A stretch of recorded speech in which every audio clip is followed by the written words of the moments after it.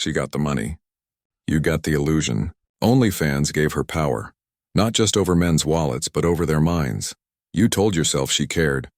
That she saw you. That maybe you were different, but she was selling a performance.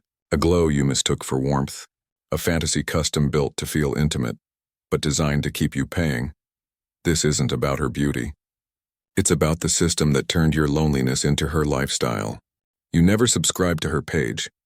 You subscribed to the idea that you mattered, because when she looked into the camera, you swore it was for you. Not the 1,000 other men watching at the same time. But that's the trick. They make you feel chosen. In a system built to make you disposable. You weren't a connection. You were a contribution. Every "hey babe" wasn't a conversation. It was a strategy. Every like you gave was logged, tracked, fed into her analytics. Your love became data. Your desire became income. She got rich.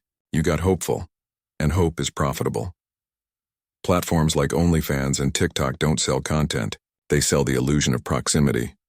They turn the girl you'll never meet into the fantasy you can't stop feeding.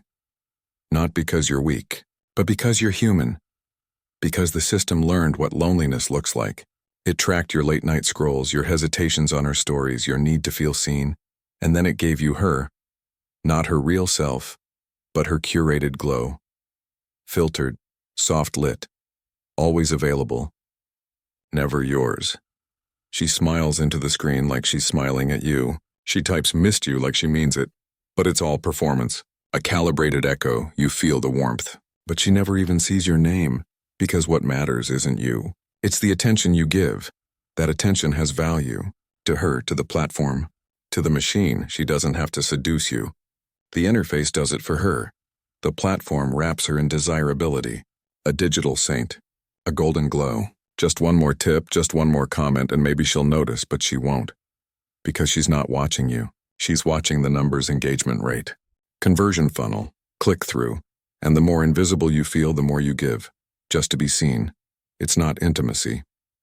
It's marketing. You think you're getting closer. You're just climbing a staircase made of your own expectations. And every step costs more. A like, a tip, a message. Your time, your self-respect. You're not falling in love. You're falling into debt, not financial and emotional. Because the deeper you invest, the harder it is to walk away. Even when you know she doesn't know your name. Even when you know you're not special. Still, you whisper, maybe I'm the exception. That hope and that fantasy and is the product. She's not selling her body. She's selling your belief that you could matter to someone like her. Maybe you knew it wasn't real, but you stayed anyway, because the fantasy didn't need to be true. It just needed you to believe. Every time she went live, you weren't watching her. You were watching your hunger, projected, personified, sold. Back to you with a wink and a caption. She didn't promise you love. She promised access. Access to a feeling, like worth, like value, like maybe this time, someone sees you, and in a world built on silence, that feeling is priceless, so you paid. Not always with money, sometimes with your time, sometimes with your pride, sometimes with that last piece of belief you had in connection. And the platform smiled, because you were performing, exactly as designed. You weren't the customer, you were the product's fuel. You didn't fall in love, you were captured by an interface trained to know your emotional pulse better than you do. And her, she became fluent in male loneliness, in emotional thirst, in monetizing empathy without ever having to feel it. She's not evil, she's surviving in a world where her looks are a currency and your feelings are her market data. You might hate her for that, but she didn't build the machine, she just learned how to win inside it. And you keep losing, not because you're stupid, but because you're wired for intimacy. The system feeds on that wiring. It doesn't need you to fall in love, it just needs you to chase. And until you forget why you started, you're not obsessed with her, you're obsessed with escaping the feeling that you are invisible in a world that only rewards spectacle. That's the trick. They make you feel like it's about her. But it's not. It's about the algorithm's ability to convert your emotional starvation into attention, into currency, into lifestyle. You're not weak. You were designed to crave meaning, and you were sold a substitute.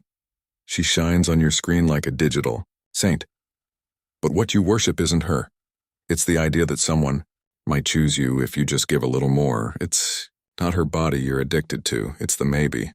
Maybe she noticed, maybe she meant it, maybe this one was real, and every maybe buys her another day of luxury and buys you another loop of emptiness, because in the end, she doesn't have to hurt you. The hope does that on its own.